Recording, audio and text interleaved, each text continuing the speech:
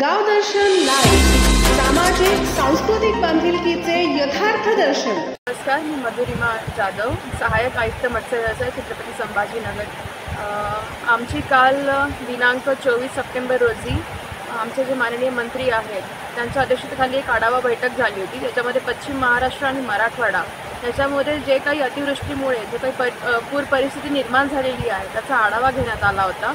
तर त्या धर्तीवरती आम्हाला काही आदेश निर्गमित झालेले आहेत तसे, आणि त्याच्या पूर्वीच 15 तारखेपासून जी काही सदृश्य अतिवृष्टी दिसून येत आहे त्याच्या पार्श्वभूमीवरती त्याच्या आधीच मी माझा 19 तारखेला आणि 20 तारखेला मी कन्नड तालुक्यातले काही तलावांचे पाहणी करून आले होते। त्याच्यामध्ये मला जसं दिसलं होतं की आपला ओव्हरफ्लो झालेले आहेत तलाव, आणि आता पाटबंधारे विभागांकडून सुद्धा आम्ही त्याबाबतची माहिती मागितलेली आहे की कोणते कोणते तलाव असे ओव्हरफ्लो झालेले आहेत, जेणेकरून आम्हाला त्यांच्या भेटी देऊन त्यांच्यावरती सद्यस्थितीमध्ये काय बीतत आहे आमच्या मच्छीमार बांधवावरती त्याचा एक आम्हाला ग्राउंड लेवलचा आढावा घ्यावा आम्ही सुद्धा।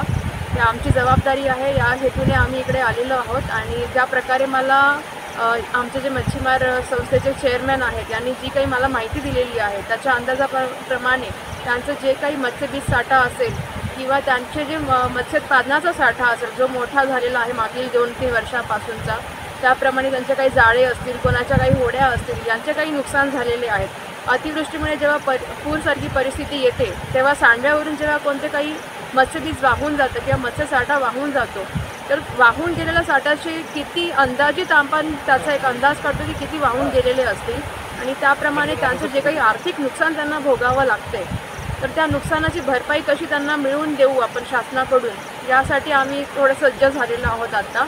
आणि त्याचा आम्ही एक अंदाज घेऊन आम्हाला पंचनामा करून आम्हाला शासनास तो सादर करायचा आहे। ज्याप्रमाणे शेतीच्या पिकाला जसं आपण नुकसान भरपाई देतो त्याच पार्श्वभूमीवरती मत्स्य व्यवसाय विभागाला सुद्धा एक कृषी दर्जा जो मिळालेला आहे त्याप्रमाणे त्यांना त्या नियमामध्ये बसून आपण त्यांना काही शासन भरपाई देऊ शकतो का, किंवा दुसरा जसे नैसर्गिक आपत्ती आहे त्यांचे जे काही NDRF SDRF यांचे जे काही नॉर्म्स आहेत त्या नॉर्म्सप्रमाणे त्यांना त्या चौकटीमध्ये बसून काही नुकसान भरपाई देता येऊ शकेल का, आपण याचा एक आढावा घेत आहोत। जर त्यांचे त्या प्रकारे नुकसान झालेले असेल तर आपण त्यांना नक्कीच त्याच्यामध्ये मदत करू आणि त्यांना त्यांचं जे काही नुकसान आहे त्याची भरपाई करून देण्यासाठी शासन तयार असेल।